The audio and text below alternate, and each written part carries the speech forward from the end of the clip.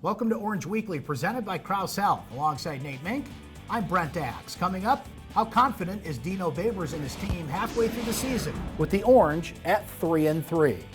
Plus, Nate and I will predict Friday Night Lights, the Orange and the Panthers, another weekday tilt to come for Syracuse. But Nate, not only does Syracuse have a Friday night game to come, another weekday game, they're halfway through the season, as mentioned, at 3-3. So let's get a broad perspective of things. Starting on the offensive side of the ball, certainly not what we expected them to be, not even comparing them to last year, but maybe where we thought they would be this year.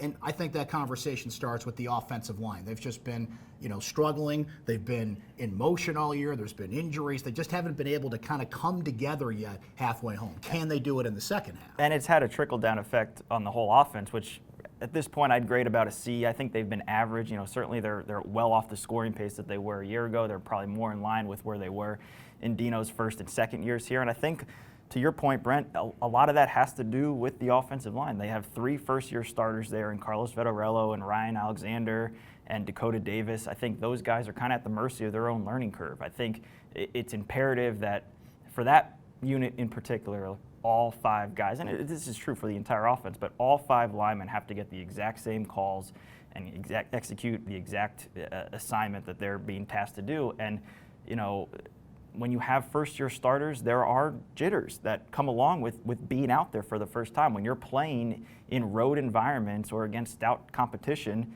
those jitters get amplified. I mean, you're in an unfriendly confine at North Carolina State. You're going up against really, really good defensive fronts at North Carolina State and against Clemson, and you're going to see another one on Friday night against Pittsburgh. I think it really is just on the onus of that group cleaning up some mental communication issues, because you really only need to see moderate improvement on that side of the ball, the way the kicking game is going, the way the defense is playing. If you can elevate that score from the 20s up into the 30s, I think you're going to win some games on the back end. I'd give him a midseason grade of C as well. And Tommy DeVito's been sacked 26 times. I think only 3 other teams in the country have more sacks allowed at this point. And the running game has struggled to get going, which is a shame because you have 3 good running backs in Mo Neal, Abdul Adams, Jarvian Howard that just haven't quite been able to get going so far. And one more note on the offense, Nate, with Tommy DeVito. I mean, look, he's 3rd in the ACC in completion percentage. He's 15th in the country in completions per game. Last week alone, 29 of 39 for 300 yards. You'll take that pretty much every time he's on the football field, but where's that room for improvement for him? We know the offensive line has got to get better, but where can he get better?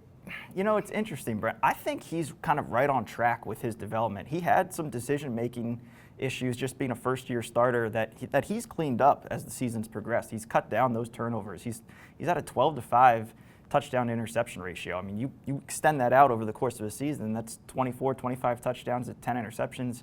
His completion percentage is 65%, on pace for 3,000 yards. I mean, what more do you want from a sophomore, quite frankly? I think it's the running game that needs to help him out. He can't do it alone. He needs help. And again, it goes back to that offensive line. And I think it's almost a misnomer, too, to think that Sam Heckel's injury, which forced Aaron Service back inside at center, is disrupting the rhythm of the running game. I really think it boils down to communication. I really do. Service, I was talking with him early in the week. He's playing still around 280, 285, which is where he was at a year ago when he was the starting center.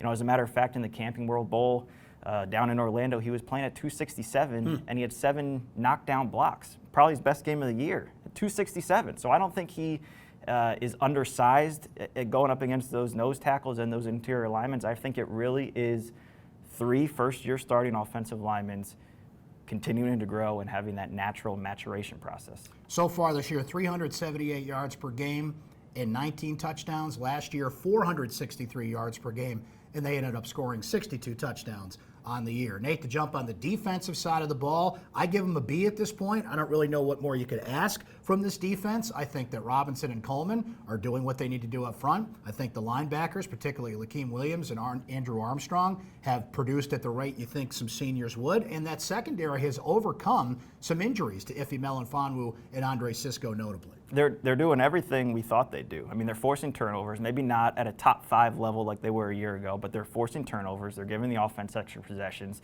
The defense is pressuring the quarterback. They have 20 sacks. Ohio State's the national leader with 28. So, they're there statistically. They maybe had some struggles on 3rd down earlier in the year, but That number got much more closer to what we've been accustomed to seeing the last couple of years against North Carolina State. You know, I think they're right in line again with that kicking game as being really the strength of this team. Yeah, special teams, I give an A as well. Sterling Hoffrichter, still one of the best punters in the country. This just in, and Andre Schmidt has missed a kick. Might be arrowed down from a Lou Groza Award winner, but still pretty darn good. Nate, how confident is Dino Babers at this point in this team recovering in the second half? Let's hear his answer. It's time for Syracuse Soundbites.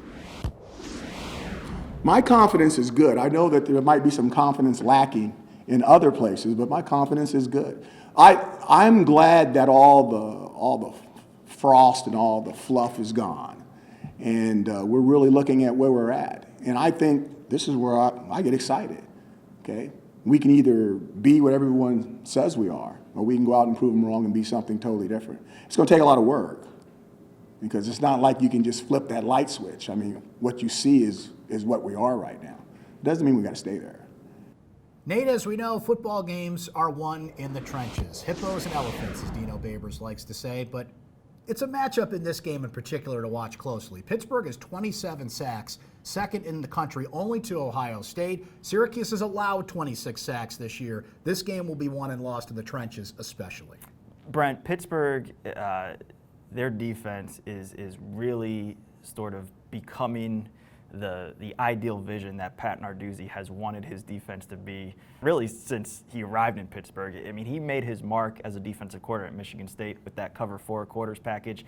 He's got the secondary this year at Pitt that really allows them to play defensively the way they want to play, which means blitz, blitz, blitz, much like Scott Schaefer did when he was the head coach here. They have DeMar Hamlin on the back end.